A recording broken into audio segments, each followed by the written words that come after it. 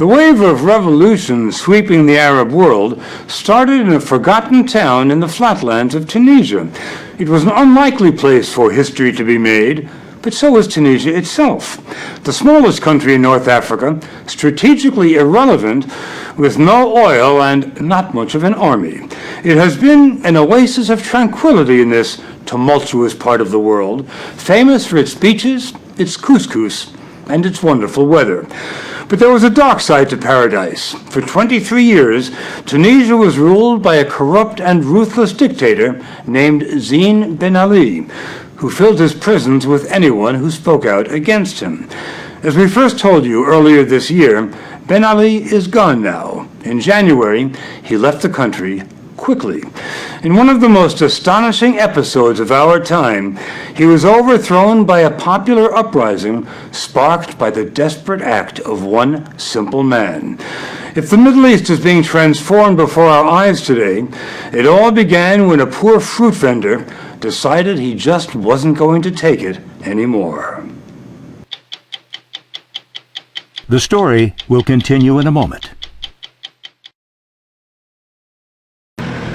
Sidi Bouzid, a town of 40,000, doesn't get so much as a mention in the Tunisian guidebooks. Tourists don't come here.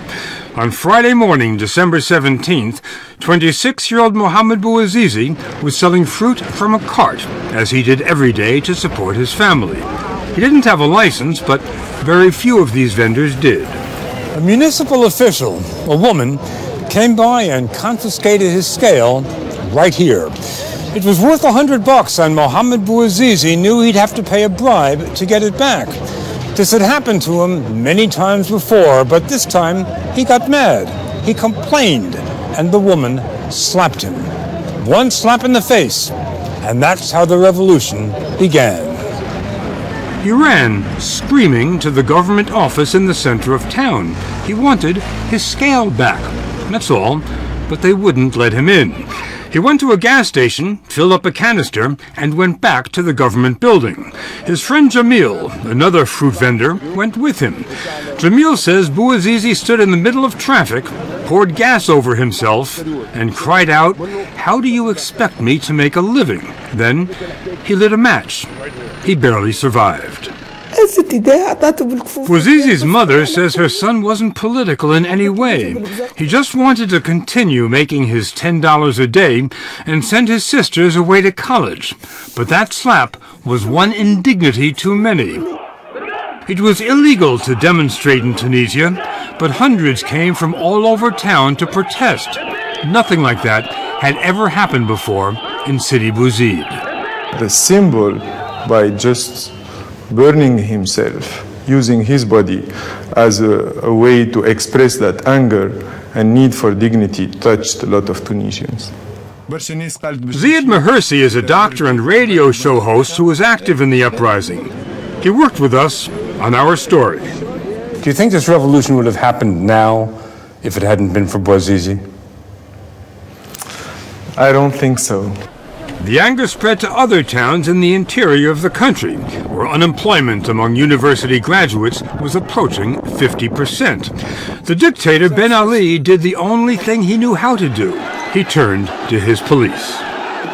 The turning point, the real one here, was the real bullets. Tunisia is one of the most peaceful countries you can ever think of. Tunisia, people don't have guns. Even robbers don't have guns. And then here we have the ruler, the government, asking its police to shoot its own people using snipers, shooting people with real bullets in their heads.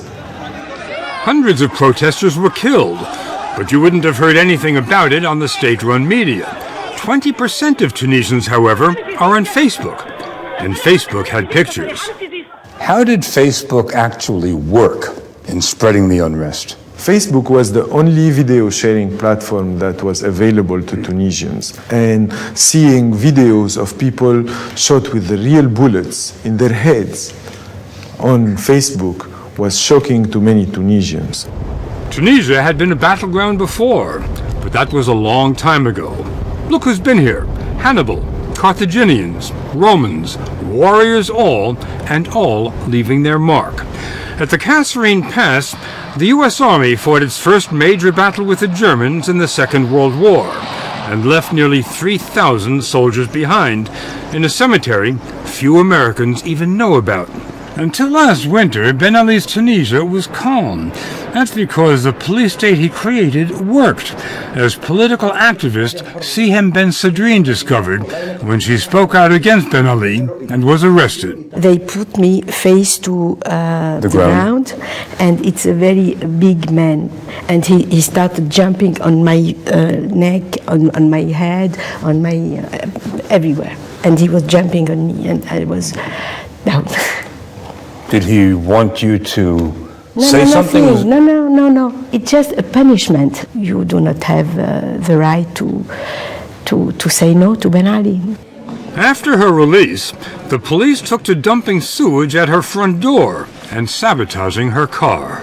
They cut the freins, brakes. The brakes, yeah. Brakes. Twice I had accident because the brakes were cut. The repression was complemented by corruption. That was the specialty of Ben Ali's second wife, who was 20 years his junior, and brought her extended family into the presidential palace, turning the seat of government into a mafia command post. Mustafa Kemal Nabli was once a minister in Ben Ali's cabinet, then went into exile. He's back now as the governor of Tunisia's central bank. How much money do you think the Ben Ali family took for themselves every year? It's significant. I think it's in the billions of dollars. The Ben Alis blanketed the country with luxury villas. They kicked people out of any other homes they liked. Investors, businessmen couldn't do anything without giving the family a piece of the action. You haven't used the word bribe. Oh, it's worse than a bribe. I mean, it's blunt corruption. The 74-year-old Ben Ali saw himself as president for life, and he didn't want people to recognize that he wasn't getting any younger. He dyed his hair. Mubarak had dyed hair, pure black. What is it about these dictators in the Middle East and their dyed hair? Those dictators try to look the way they looked when they took power, so they make people forget the amount of time they spent ruling them. Ben Ali was taken aback by the outbreak of unrest. He tried to calm people down with a PR campaign that was nothing short of grotesque. He went to a Tunis hospital with his entourage and paid a bedside visit to the fruit vendor, Mohamed Bouazizi, who was barely alive. That picture was shocking. You could see nothing of Bouazizi. He was surrounded by band-aids like a mummy. Obviously, he was in a coma. And then you have all these politicians coming inside the room. Bouazizi died January 4th. Word went out on Facebook to take to the streets. The message was received. On January 14th, tens of thousands brought the nation's capital, Tunis, to a halt. Now the world started paying attention. Dégage! Get out, they shouted at Ben Ali. Ziad Mahirsi was there. That was fantastic to be there on that day. I was everybody, young, poor, rich, educated, women, men. Every part of the Tunisian society was represented in that demonstration that asked Ben Ali to get out. The protesters thought it was entirely possible that Ben Ali would order the army to fire on them, but they didn't budge. To their astonishment, it was Ben Ali who panicked. He fled the country, went to Saudi Arabia. I think like the majority of the Tunisian people, we were in disbelief. We were like, he's gone. It was just crazy. He left in his plane and he's gone. Took us some time to realize it, I think. So, yeah, we were free then.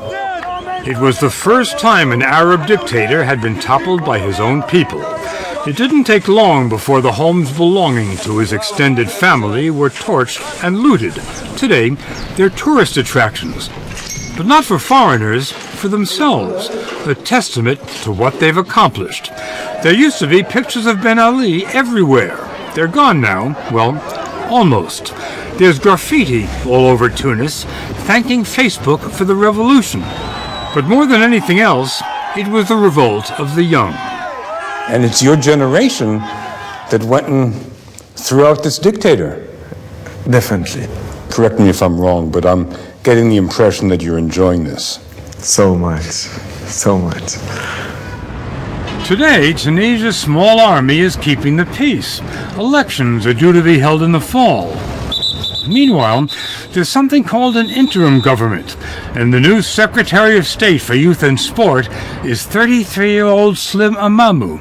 He was one of the protesters. Now, he's really learning about democracy. I have everyday demonstrations in front of my office and sometimes even in my office.